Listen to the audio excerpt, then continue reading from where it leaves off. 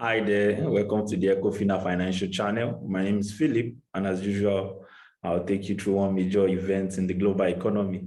Remember, click the subscribe button, share the video, like the video, so that others can also get from the insights we share on this channel. What we do, we share what our thoughts are on economic events and also discuss trends and analyze various events.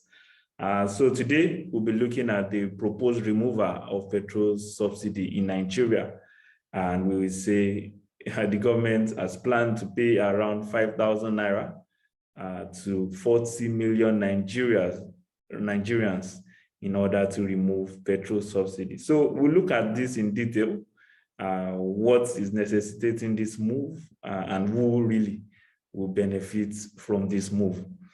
So last week, the Nigerian finance minister, who is also the minister for budget and planning, Mrs. Zainab Ahmed, disclosed to newsmen after the Federal Executive Council meeting in Abuja that the federal government would be removing the petrol subsidy sometime in 2022.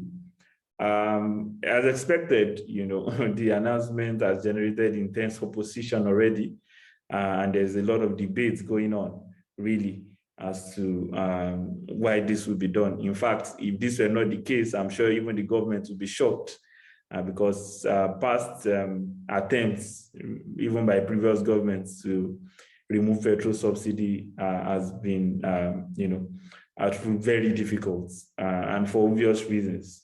But before we go into the merits or demerits of it and who stands to benefit, let's even talk about what subsidy is.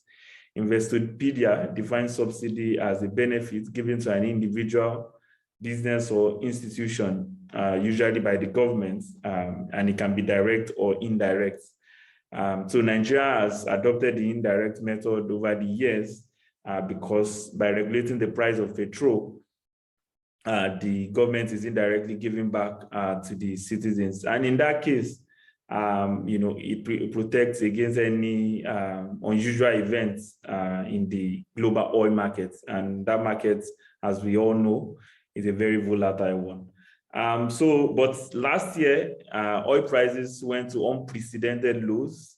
And using that opportunity, the government also suspended subsidy payments. But of course, that didn't really reflect so much in the price because the global oil prices were also down. But in March this year, of course, the oil prices have been on the increase. And in March, the government decided to reinstate the subsidy because if they hadn't done that, it would have taken the petrol price to another level. So let's look at how Nigeria compares to other countries, because it's good to compare apple for apple.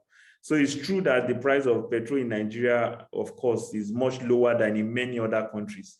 But today we'll want to look at the major countries who also produce oil in Africa.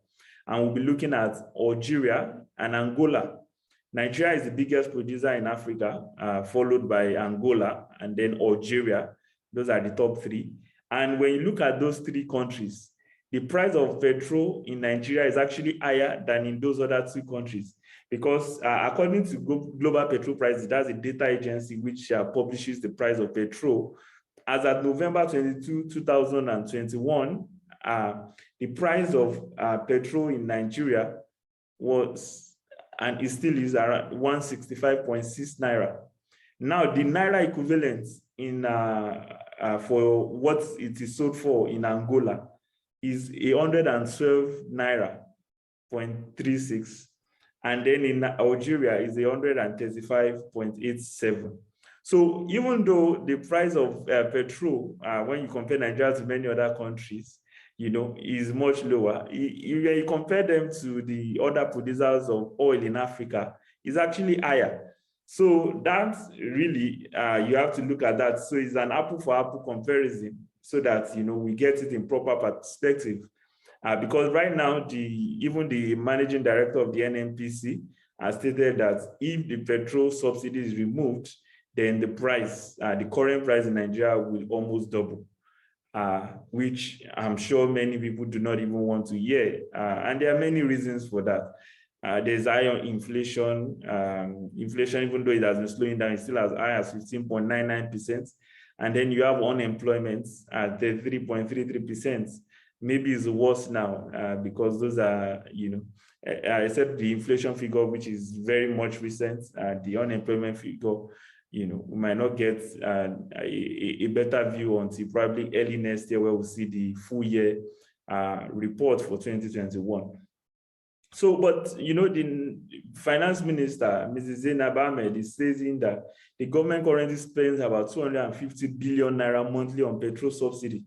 And if you look at that in dollars, it's around $602 million. If we take it on an annual basis, that means Nigeria spends about 3 trillion naira, an equivalent of $7.2 billion on an annual basis on petrol subsidy. This might look high, but when you look at it, at what other benefits Nigerians get really from government, then it becomes difficult. You have to look at it, we have to take a holistic perspective. If there were infrastructures, or if the energy situation was better, power situation was better, I'm sure many Nigerians will not even be complaining. But many things are not going fine, and the living standards are already, very low. And many people are really struggling. Any increase in such a very, very essential commodity would really, really affect many Nigerians, because not only do people use it for powering the vehicles they drive around, it's also critical even to power generators, which has become something that is normal even in Nigeria.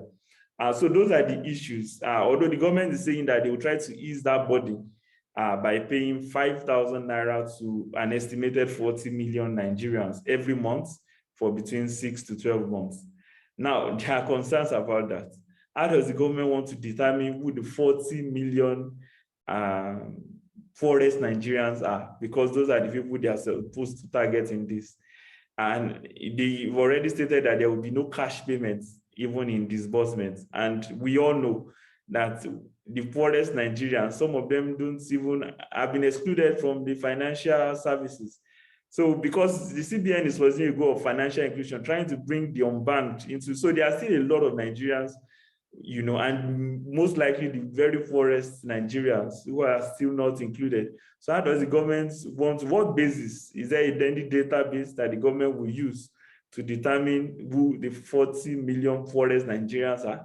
So those are the issues, and it's difficult to, So when it comes to implementation also, you want to think that, okay, the government thinks it's a transport allowance, it will help to subsidize, but an increase in the price of petrol will not only affect the transport price, it will have an effect on every other thing, because you're talking about those who would have no choice but to use petrol, even more or less like a cost of inputs. Because even in production, a lot of companies use a lot of petrol, a lot of fuel, to power generators. So the prices of goods and services will also automatically increase. So it's not just the transportation allowance really that is going to be affected, but many other things will come with an increase in the petrol price, not less when it is even double the price. And then you also look at it, how will the payment of 5,000 naira actually lift people out of poverty? So those are the issues which has to be addressed. And maybe many Nigerians will say that at least with the current subsidy, everybody gets the benefit. As long as you go to a petrol station, it will be sold to you at the price. I know in some other parts of the country, in some parts of the country, probably it's higher, but whatever is reflective of the actual price, really, which can be found in many states, anybody who goes into the petrol station knows he can get it at that price, which is at least some benefits to the Nigerian.